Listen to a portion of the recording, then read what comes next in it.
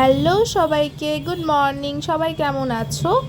আজকের দিনটা হলো সোমবার। তো 8টা বেজে গেছে ঘড়িতে।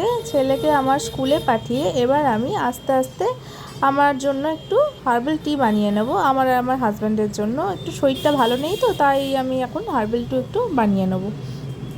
তো চলো আমরা দেখে নিই কী করে বানাবো।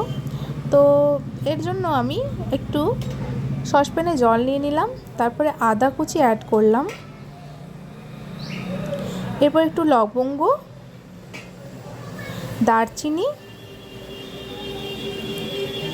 গাছের ফ্রেশ তুলসী পাতা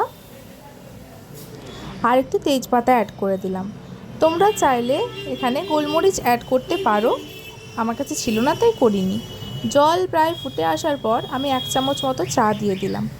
আমার মোটামুটি এখানে চা করা কমপ্লিট। তো এটা খুব হেলদি, তোমরা চাইলে খেতে পারো দিনে 2 বার, সর্দি কাশির জন্য খুব ভালো। তো আমিও এটা এনজয় করবো এরপরে।